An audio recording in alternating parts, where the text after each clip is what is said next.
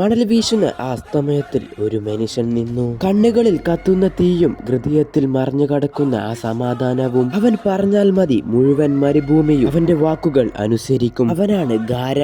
അവന്റെ സാന്നിധ്യം തന്നെ ഭയത്തിന്റെ ചിഹ്നമാണ്. ഒരുവൻ മുന്നിൽ നിന്നാൽ മണൽ തന്നെ അവനെ വീങ്ങും. ഒരുവൻ വേദനിപ്പിക്കുകയാണെങ്കിൽ ഭൂമി തന്നെ അവനെ ഉണർത്തും. ഗാരയുടെ കണ്ണുകൾ നിശബ്ദമായ യുദ്ധങ്ങൾ കണ്ടവ. അവൻ സംസാരിക്കില്ല, പക്ഷെ ഓരോ കണികയിലും അവന്റെ ശബ്ദം മുഴങ്ങും. മണൽ വീശുമ്പോൾ ലോകം പേടിക്കും, കാരണം അത് ഗാരയുടെ ചിന്തകളാണ്. യുദ്ധഭൂമിയിൽ അവൻ നടക്കുമ്പോൾ മണ്ണ് പോലും അവനെ സ്പർശിക്കാൻ ഭയപ്പെടും. എതിരാളിയുടെ ഓരോ അറ്റാക്കിനെയും മണൽ തടയും. ആവശ്യമെങ്കിൽ ആ മണൽ തന്നെ ആയുധവുമാകും. അവൻ പോരാടുമ്പോൾ അത് വെറും ശക്തിയുടെ പ്രദർശനമല്ല, അത് പ്രകൃതിയുടെ പ്രതികാരമാണ്.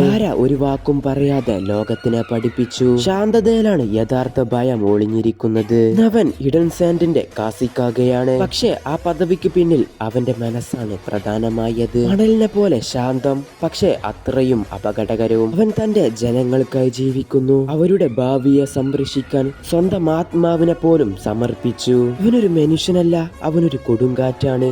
നിശബ്ദം, കൃത്യം, അതിരില്ലാത്തത്. മണലിന്റെ രാജാവ്, ശാന്തതയുടെ യുദ്ധസിംഹം.